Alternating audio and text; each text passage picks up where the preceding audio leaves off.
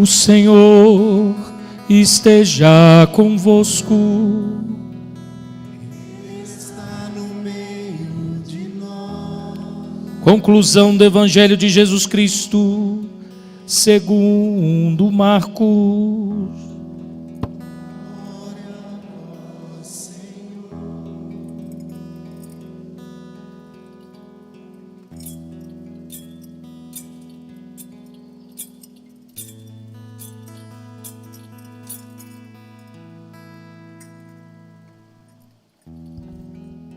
Naquele tempo, Jesus se manifestou aos 11 discípulos e disse-lhes: Ide pelo mundo inteiro, anunciai o Evangelho a toda criatura. Quem crer e for batizado será salvo. Quem não crer será condenado. Os sinais que acompanharão aqueles que crerem serão estes: expulsarão demônios em meu nome, falarão novas línguas, se pegarem em serpentes ou beberem algum veneno mortal, não lhes fará mal algum. Quando impuserem as mãos sobre os doentes, eles ficarão curados. Depois de falar com os discípulos, o Senhor Jesus foi levado ao céu e sentou-se à direita de Deus. Os discípulos então saíram e pregaram por toda parte. O Senhor os ajudava e confirmava sua palavra por meio dos sinais que a acompanhavam. Palavra da salvação.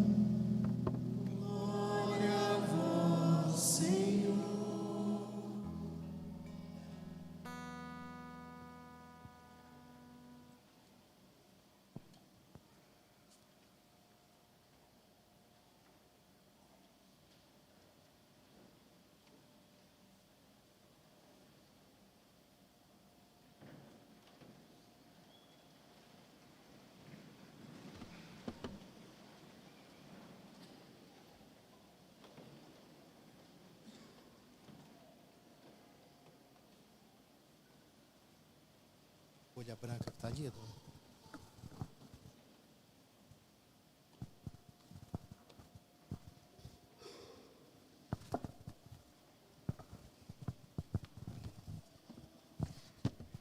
Hoje nós celebramos a ascensão do Senhor na liturgia da igreja, um momento muito especial, para reforçar que Jesus não nos abandonou.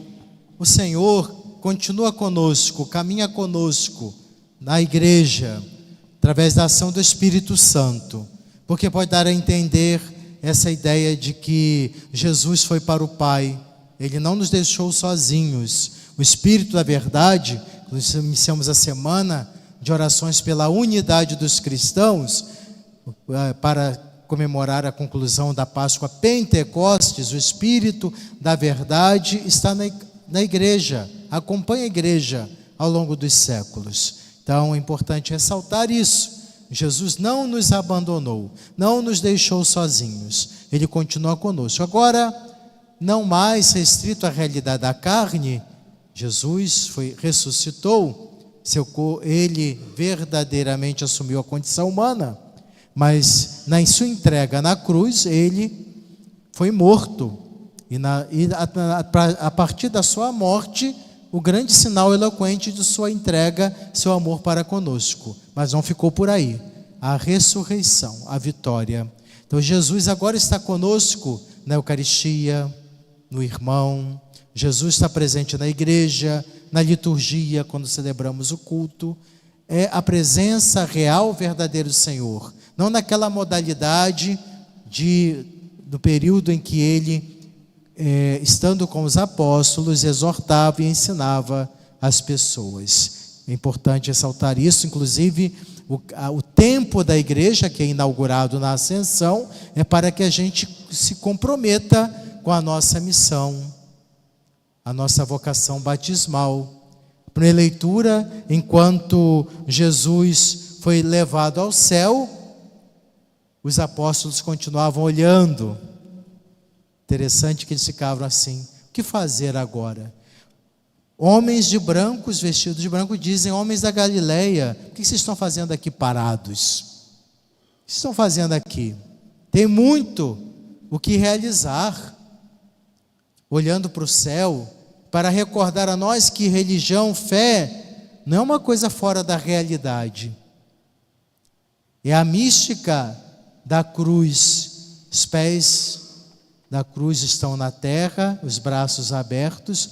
A gente olha para o céu, sonha com o céu, se prepara, mas temos essa realidade terrena, o nosso compromisso, para sermos dignos da eternidade. Esse Jesus que foi levado para o céu, virá do mesmo modo como vistes partir. Começa o tempo da igreja. A igreja somos nós, que devemos ser sal da terra e luz do mundo. É o nosso compromisso batismal. Nós temos na segunda leitura, que é uma reflexão belíssima sobre a comunhão, sobre a vida da igreja, muito o que aprender. Porque na segunda leitura da carta de São Paulo aos Efésios, provavelmente São Paulo deve ter se deparado com algumas questões relacionadas à divisão, desentendimentos na comunidade. Ele precisou reforçar para a comunidade esse caminho de comunhão, de unidade. Há uma só fé, um só batismo. Alguns elementos essenciais da igreja, a igreja constituída por Jesus. Primeiro ele começa falando da nossa vocação. Somos chamados à santidade. E como viver essa vocação? Humildade, mansidão. Chega a dizer: suportai-vos com paciência no amor. Aplicai-vos a guardar a unidade do Espírito pelo vínculo da paz. Guardar a unidade do Espírito. Esse guardar a unidade do Espírito é o nosso compromisso de nos empenhar, cada um de nós, em constituir, participar de uma igreja que seja una, comunidade dos eleitos, batizados, uma igreja que busca crescer na fraternidade. Essa igreja que não é só aqui circunscrita a esse espaço litúrgico, a igreja que vive, que faz a experiência do encontro com o Senhor nas várias realidades existentes, na nossa família, ambiente de trabalho, nas atividades que exercemos. Ser igreja. E aí nós devemos comunicar esse compromisso de amor. Estamos no Dia Mundial da Comunicação Social, comunicar a mensagem de Cristo.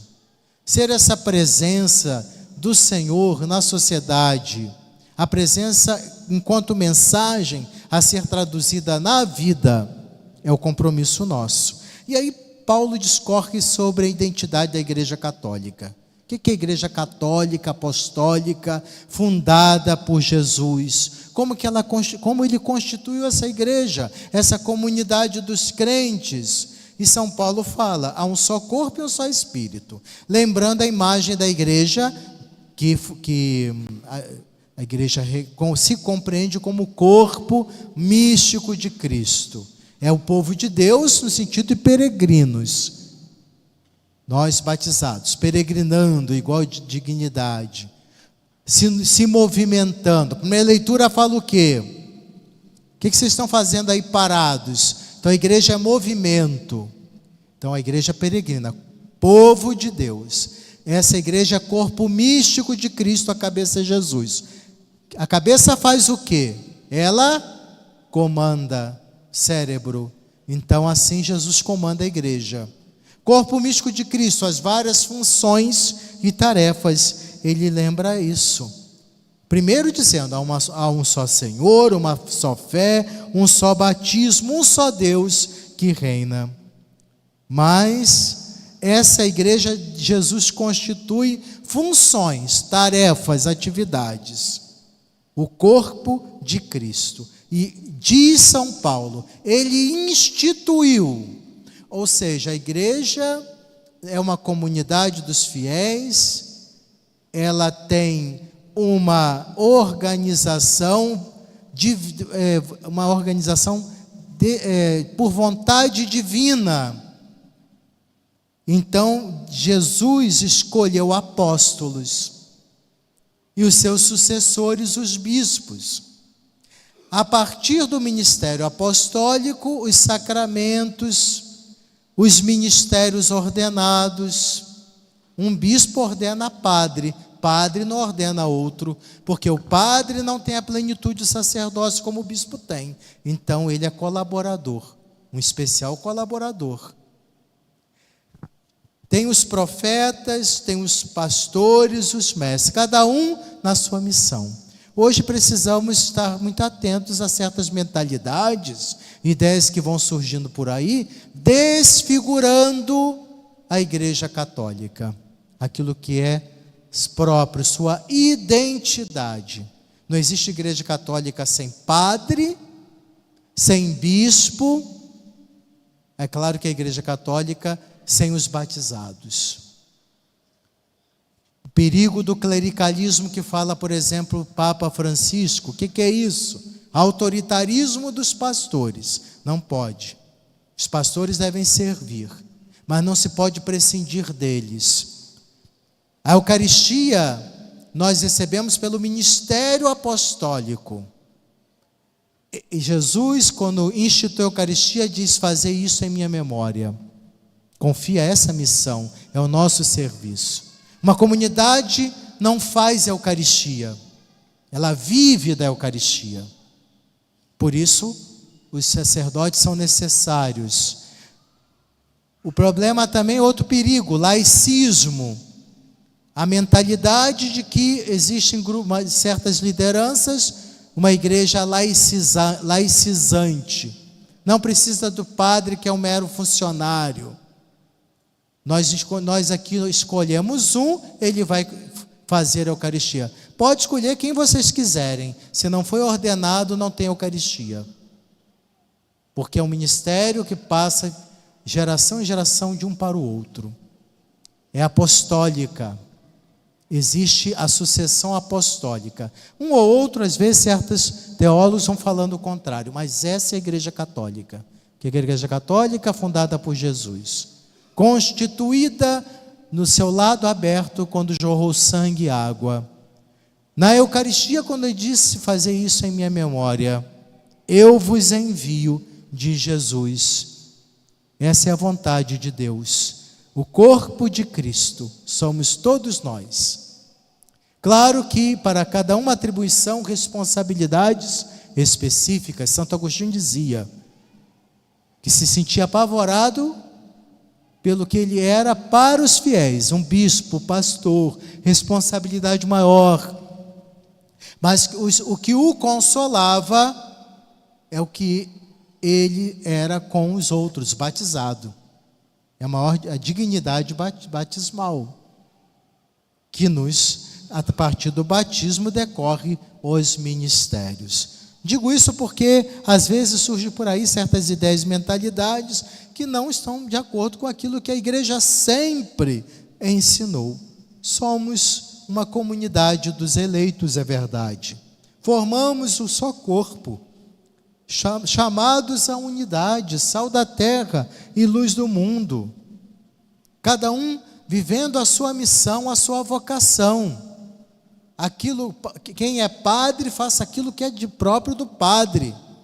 Pastorear, servir, estar ao lado do povo, generosamente se dedicando, se gastando pelo reino. Uma presença que agrega, está ao lado em todos os momentos da comunidade. Quem é bispo, faça aquilo que é próprio do episcopado. Supervisionar é o pastor próprio na igreja. Santo Inácio, primeiro para o segundo século do cristianismo, dizia: nada façais sem o bispo. O padre, por exemplo, como colaborador do bispo, se ele cria na sua paróquia como se fosse uma mini diocese, e às vezes jocosamente chega a dizer: aqui o bispo não manda nada, vamos fazer aquilo que eu quero, ele está ferindo aquilo que é essencial do seu ministério. Colaborador do bispo, no seu sumo, no seu sacerdócio. Mas é claro que nós, graças a Deus, somos padres muito dedicados, empenhados na missão, na evangelização. A igreja de Cristo, aqui é a Diocese de Barra do Piraí, Volta Redonda, com seus 12 municípios. Paróquia não é a igreja de nosso Senhor Jesus Cristo, ela faz parte da igreja. Se existe uma dissintonia entre a paróquia e as orientações diocesanas, aquilo que o bispo, junto com seus conselheiros, orienta pastoralmente, tem alguma coisa errada aí. E nesse aspecto, como é importante a PASCOM nas comunidades, que ajuda a transmitir, a anunciar, propagar, a esclarecer. As PASCONs têm que ter essa dimensão diocesana, de diocesaneidade. Estar sempre atentos às orientações pastorais do bispo diocesano, para que nas comunidades, todas as comunidades, saibam o que está acontecendo na igreja e no mundo. O que o Papa nos pede, o que o Papa nos orienta. Estamos preparando para o jubileu, a carta tão bela sobre a esperança, peregrinos de esperança, a carta do anúncio do jubileu. O Papa então anuncia esse jubileu, carta para ser lida. Depois vem a abertura do jubileu, ano da oração. Então aquilo que o Papa, nosso irmão maior, que nos confirma na fé, nos pede, a gente acolhe com devoção, com respeito, de forma fraterna. Agora, ficar criticando aleatoriamente por ideologia, conforme a enfermidade que você precisa ser curado na igreja, causando divisão, isso é o grande perigo, quando se critica o Santo Padre e o Papa. Porque existem duas enfermidades na igreja: o tradicionalismo, que é parar no tempo, ficar vivendo do passado, e o progressismo, avançar além daquilo que o Espírito Santo suscita na igreja. Duas enfermidades eclesiais, ideológicas, que causam divisão. Então, como que a gente supera o remédio para essas enfermidades? Obediência, comunhão, respeito aos pastores, cuidado e atenção uns com os outros. E assim caminhamos, pastores e fiéis, como nos pede Jesus. Ele nos fala, antes de dar a sua vida e ressuscitar, na oração famosa, oração sacerdotal de Jesus: Pai, que todos sejam um. A pastoral da comunicação, as PASCONs da diocese podem contribuir muito para evitar vacinarmos-nos dos fake news, de mensagens distorcidas. Como é importante o trabalho da PASCOM, nossa Rádio Diocesana Sintonia do Vale. O Papa Francisco, na mensagem desse 58º Dia Mundial das Comunicações Sociais, ele apresenta o seguinte tema: a inteligência artificial, a sabedoria do coração, para uma comunicação plenamente humana. Significa isso, a comunicação não pode menosprezar, diminuir a dignidade do ser humano.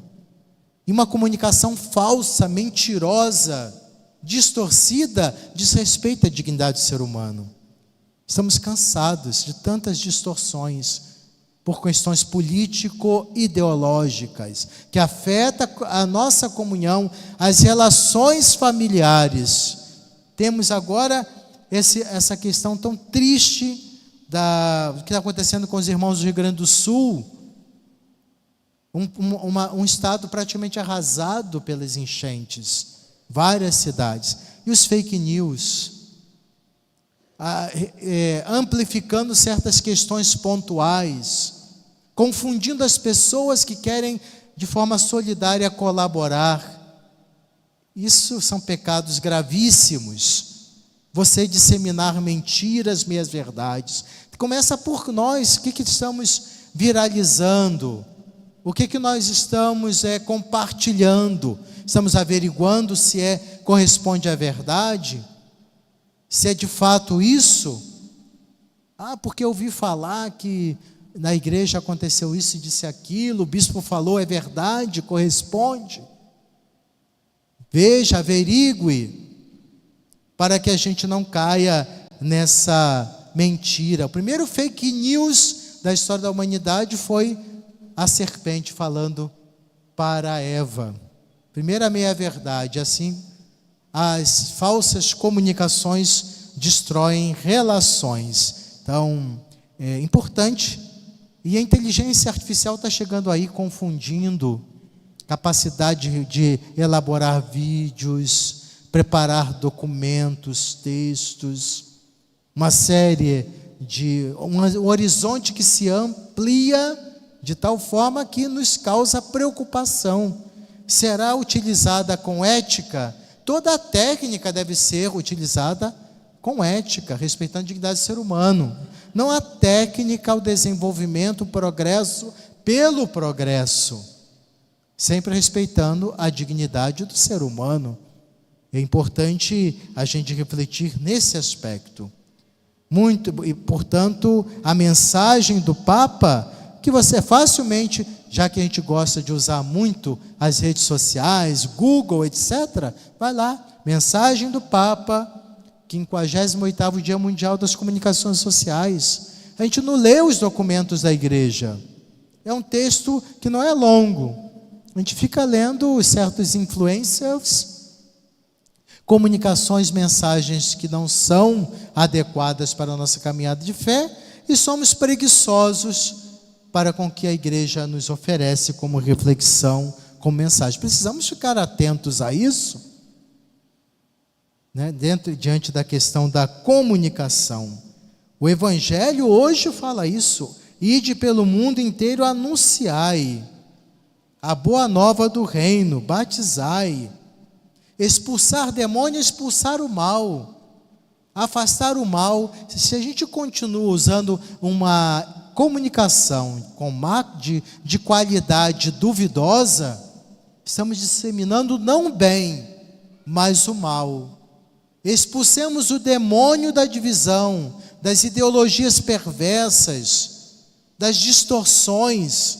Isso sim, o veneno mortal de certas mentalidades vão disseminadas que não nos levam ao crescimento, ao amadurecimento. Sejamos curados, vacinados de tudo que realmente a gente sabe não contribui para a edificação do reino de Deus. Depois que Jesus falou, os discípulos saíram pregando por toda parte.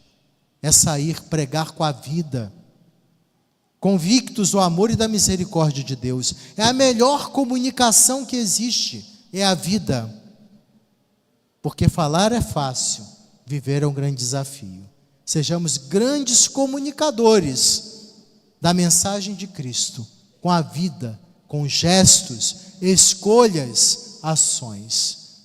para que assim como discípulos e discípulas testemunhemos o amor, a misericórdia de Deus no mundo. Assim seja.